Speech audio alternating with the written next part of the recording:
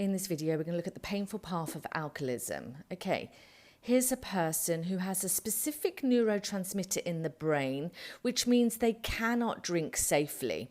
So they've gone along the path of their life and they've reached their teenage or adult years and they've started drinking alcohol. And this person, unlike others, cannot drink safely because of this neurotransmitter. It's like an allergy. So once they drink the alcohol, it sets off an allergy in the body, which creates a craving. Now, this person doesn't know this and they're continuing with this alcohol consumption. And now along the way, they've got an addiction. Okay, so they're now addicted to the substance and they're addicted to the emotional cycle of addiction. So let's look at the emotional cycle of addiction, which really is rooted in suffering. So say this person here is feeling stress, lonely, bored, anger, sadness or guilt, or even specific triggers. And they may have had past trauma or abuse. I found from working in a UK rehab as an addiction counsellor that most of the people I was dealing with, giving sessions to and helping through the 12-step program or CBT work, is that a lot of them had abuse in their past. So they've kind of got this deep down trauma, and now in their present, when they experience stress such as loneliness, boredom, anger, etc., they can't deal with this emotion, and so they pick up the alcohol. So they pick up the alcohol, and then in the subconscious mind they feel relief, numbness, comfort, escape, confidence, pleasure. Okay, so they pick up their emotions, and then they will experience consequences from that alcohol, and then they're going to feel a lot of guilt, shame and regret, and this guilt, shame and regret goes back into the stress. So this is an emotional cycle of addiction. Okay, many people are in denial about their addiction, and they're in denial about this specific neurotransmitter. And now they're starting to get changes in behavior. They're starting to lie and manipulate and do stuff like that.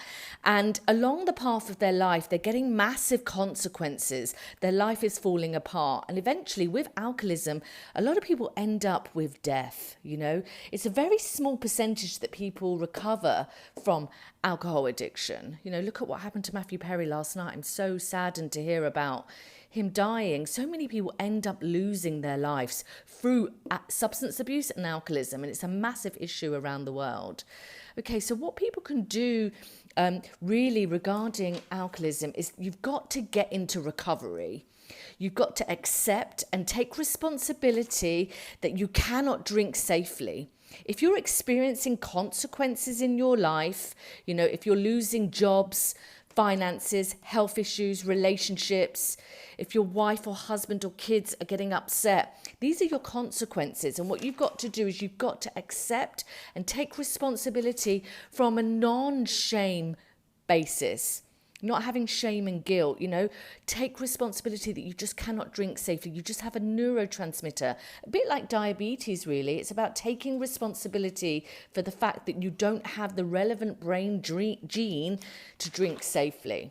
Okay, so you accept and you take responsibility, and then you've got to never drink again. That's your goal. I can never pick up again. And then, you're on this path of recovery, abstinence, sobriety.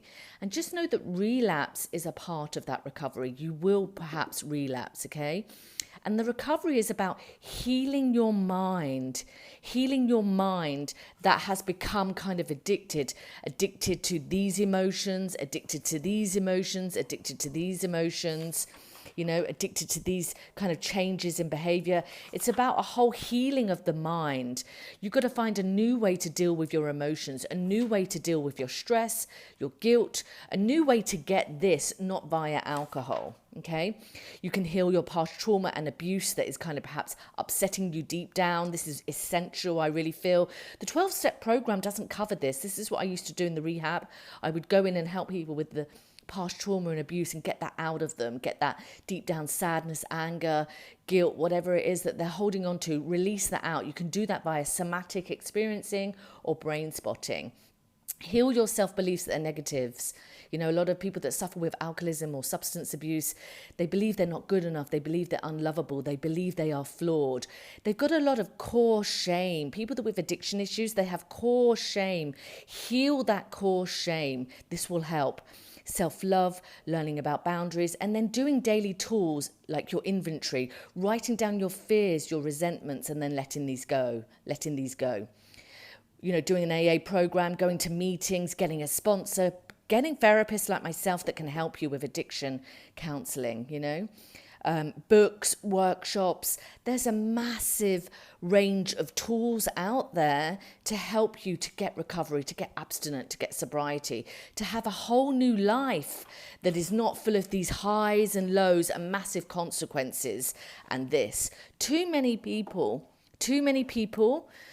lives are falling apart. You know, I found my mum dead from alcoholism. This is why I do this work, you know.